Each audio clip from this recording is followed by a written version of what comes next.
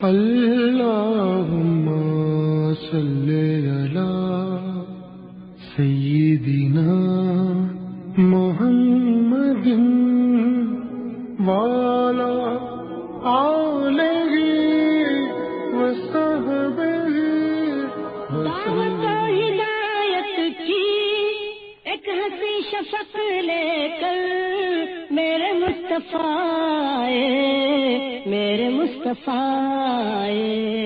کفر کے اندھیروں میں نور کا طبق لے کر میرے مصطفیٰ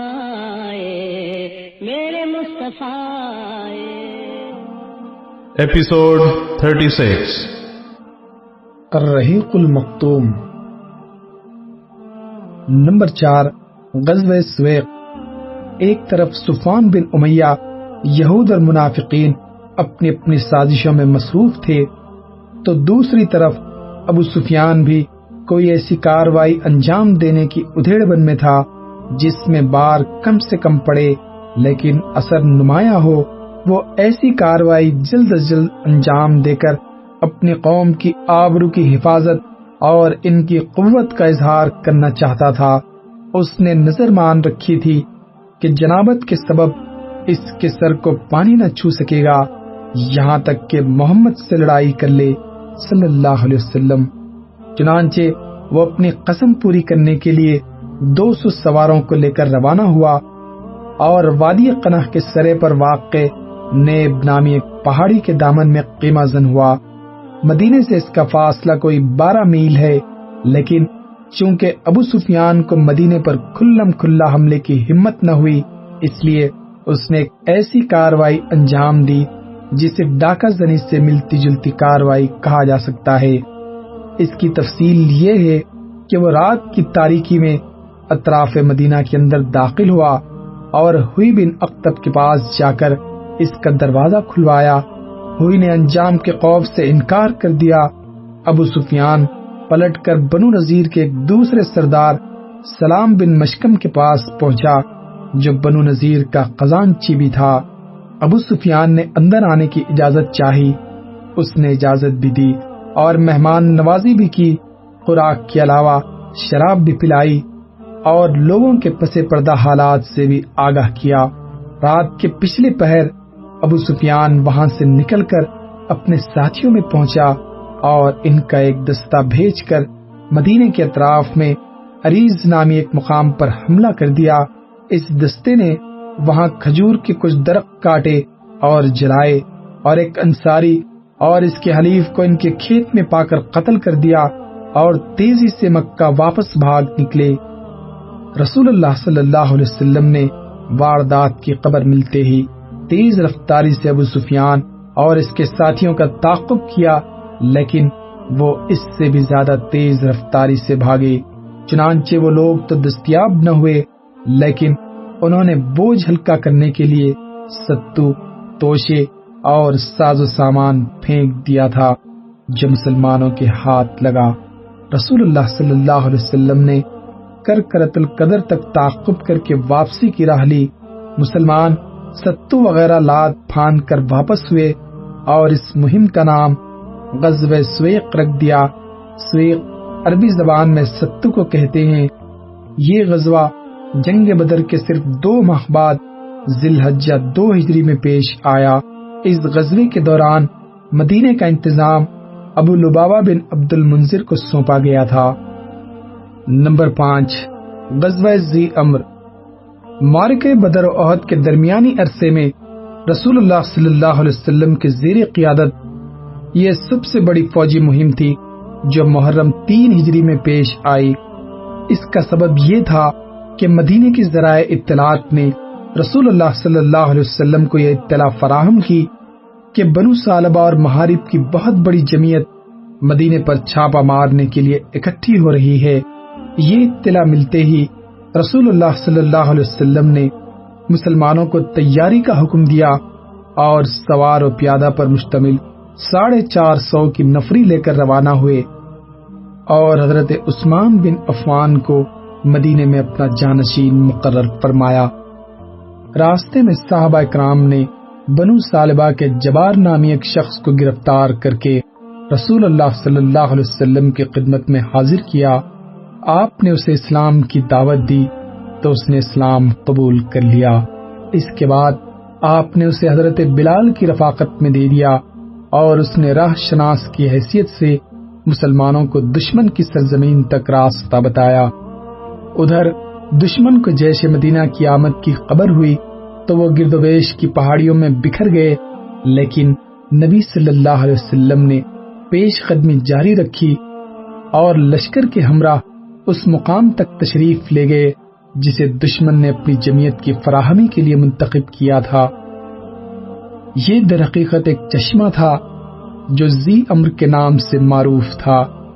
آپ صلی اللہ علیہ وسلم نے وہاں بدوؤں پر رعب و دبدبہ قائم کرنے اور انہیں مسلمانوں کی طاقت کا احساس دلانے کے لیے سفر 3 ہجری کا پورا یا تقریباً پورا مہینہ گزار دیا اور اس کے بعد مدینہ تشریف لائے۔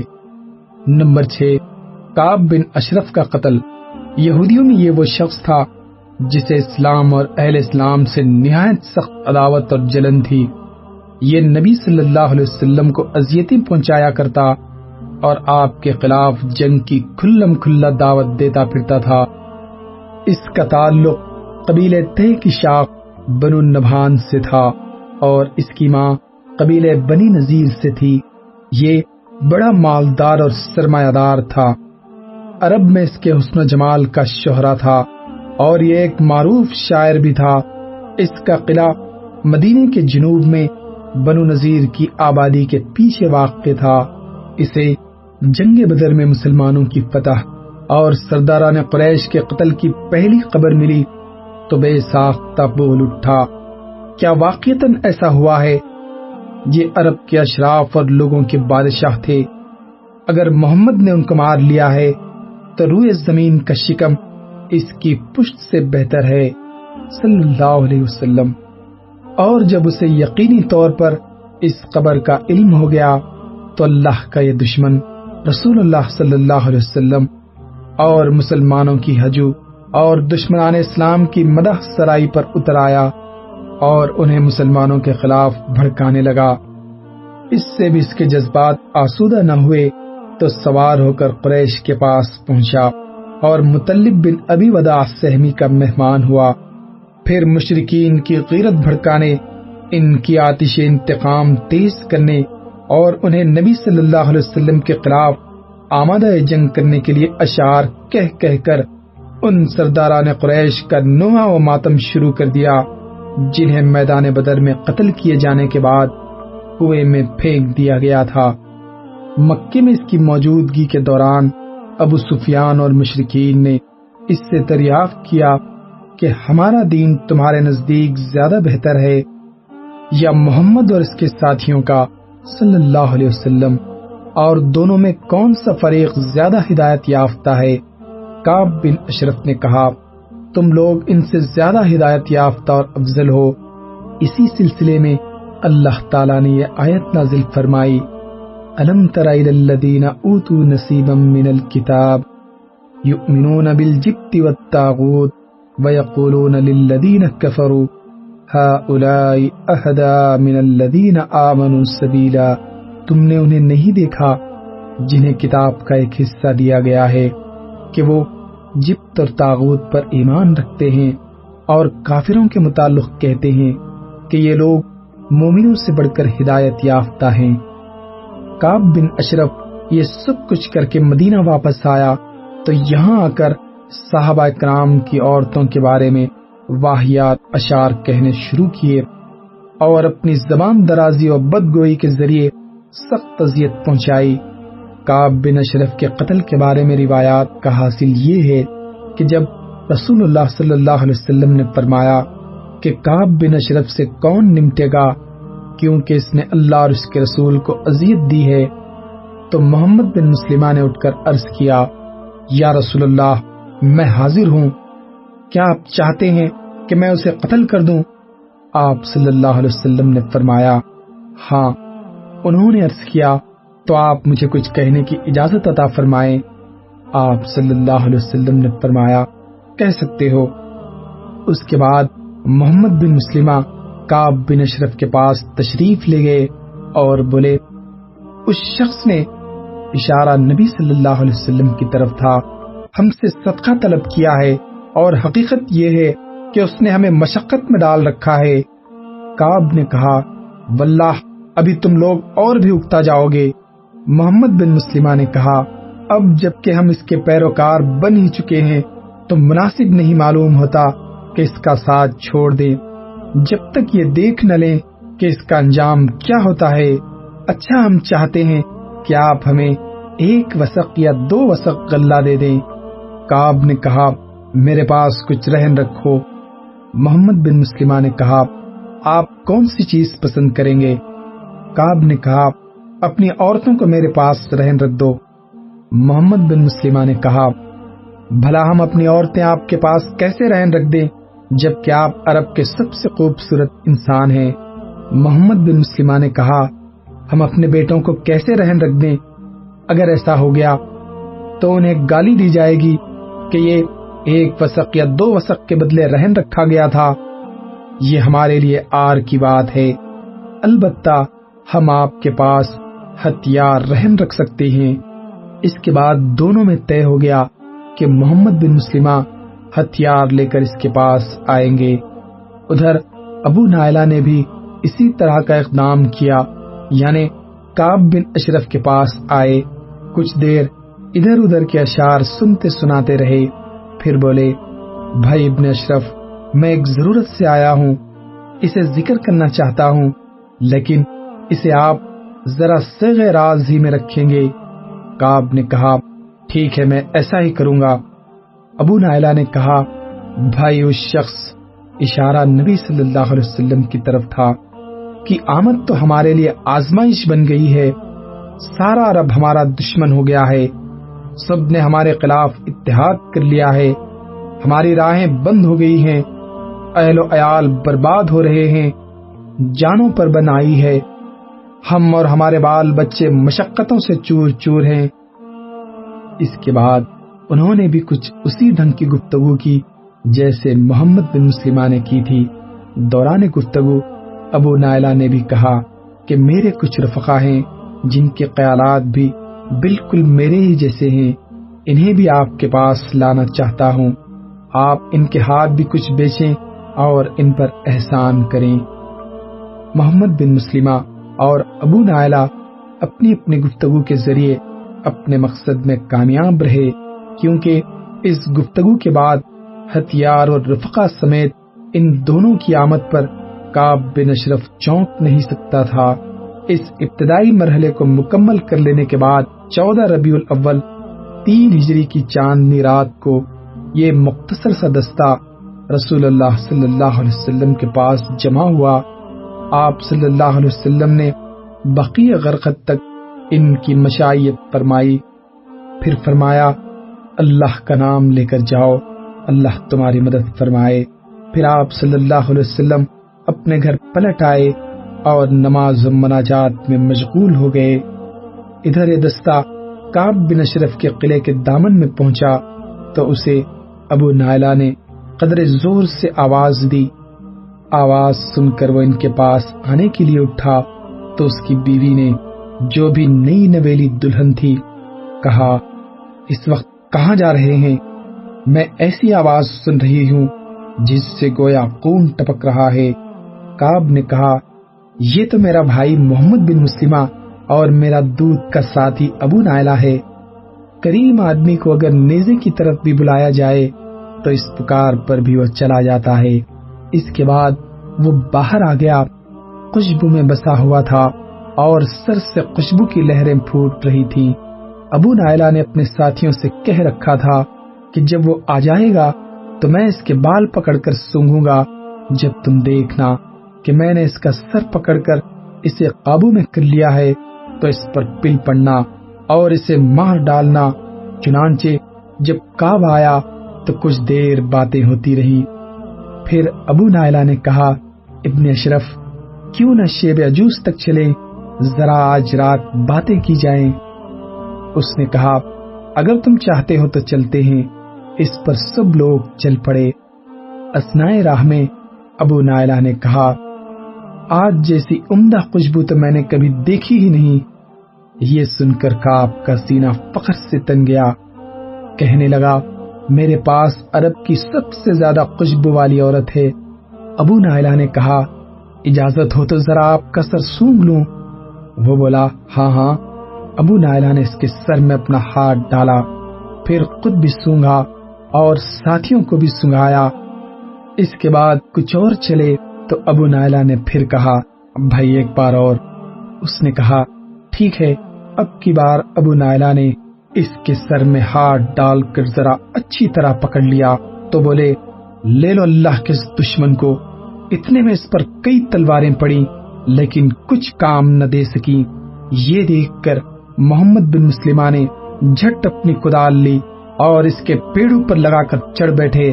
کدال آر پار ہو گئی اور اللہ کا دشمن وہیں ڈھیر ہو گیا۔ حملے کے دوران اس نے اتنی زبردست چیخ لگائی تھی کہ گرد و بیش میں ہلچل مچ گئی اور کوئی ایسا قلعہ باقی نہ بچا جس پر آگ روشن نہ کی گئی ہو، لیکن ہوا کچھ بھی نہیں۔ کاروائی کے دوران حضرت حارث بن اوس کو بعض ساتھیوں کی تلوار کی نوک لگ گئی، جس سے وہ زخمی ہو گئے اور ان کے جسم سے خون بہ رہا تھا۔ چنانچہ واپسی میں جب یہ دستہ ہر عریس پہنچا تو دیکھا کہ حارث ساتھ نہیں ہے، اس لیے سب لوگ وہیں رک گئے۔ تھوڑی دیر بعد حارث بھی ان کے نشانات قدم دیکھتے ہوئے آن پہنچے۔ وہاں سے لوگوں نے انہیں اٹھا لیا اور بقیع غرقد پہنچ کر اس زور کا نعرہ لگایا کہ رسول اللہ صلی اللہ علیہ وسلم کو بھی سنائی پڑا۔ آپ صلی اللہ علیہ وسلم سمجھ گئے کہ ان لوگوں نے اسے مار لیا ہے، چنانچہ آپ نے بھی اللہ اکبر کہا۔ پھر جب یہ لوگ آپ صلی اللہ علیہ وسلم کی خدمت میں پہنچے تو آپ صلی اللہ علیہ وسلم نے فرمایا، افلحت الوجوہ، یہ چہرے کامیاب رہے۔ ان لوگوں نے کہا، ووجہک یا رسول اللہ، آپ صلی اللہ علیہ وسلم کا چہرہ بھی اے اللہ کے رسول، اور اس کے ساتھ ہی اس طاغوت کا سر آپ کے سامنے رکھ دیا۔ آپ صلی اللہ علیہ وسلم نے اس کے قتل پر اللہ کی حمد و ثنا کی اور حارث کے زخم پر لعاب دہن لگا دیا، جس سے وہ شفا یاب ہو گئے اور آئندہ کبھی تکلیف نہ ہوئی۔ ادھر یہود کو جب اپنے طاغوت کعب بن اشرف کے قتل کا علم ہوا تو ان کے ہٹ دھرم اور ضدی دلوں میں روب کی لہر دوڑ گئی۔ ان کی سمجھ میں آ گیا کہ رسول اللہ صلی اللہ علیہ وسلم جب یہ محسوس کر لیں گے کہ امن و امان کے ساتھ کھیلنے والوں، ہنگامے اور اضطراب بپا کرنے والوں اور عہد و پیمان کا احترام نہ کرنے والوں پر نصیحت کارگر نہیں ہو رہی ہے تو آپ طاقت کے استعمال سے بھی گریز نہ کریں گے۔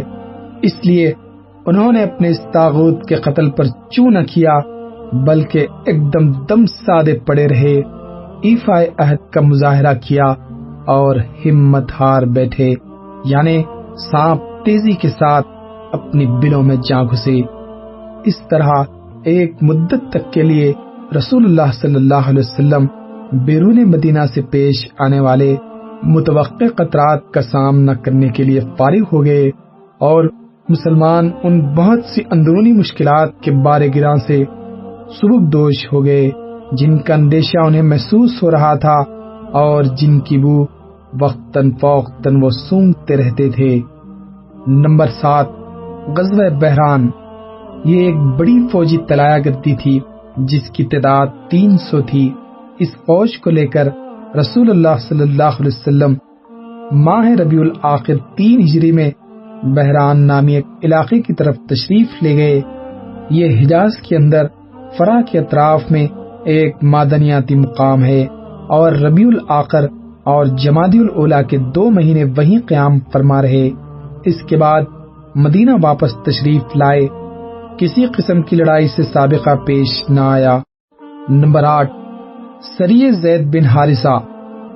جنگ احد سے پہلے یہ مسلمانوں کی آخری اور کامیاب ترین مہم تھی جو جمادی الاخر 3 ہجری میں پیش آئی۔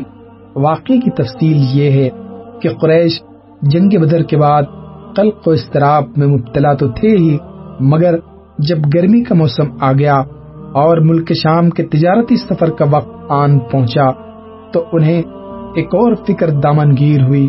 اس کی وضاحت اس سے ہوتی ہے کہ صفوان بن امیہ نے، جسے قریش کی طرف سے اس سال ملک شام جانے والے تجارتی قافلے کا میر کارواں منتخب کیا گیا، قریش سے کہا، محمد اور اس کے ساتھیوں نے ہماری تجارتی شاہراہ ہمارے لیے پرصعوبت بنا دی ہے، سمجھ میں نہیں آتا کہ ہم اس کے ساتھیوں سے کیسے نمٹیں۔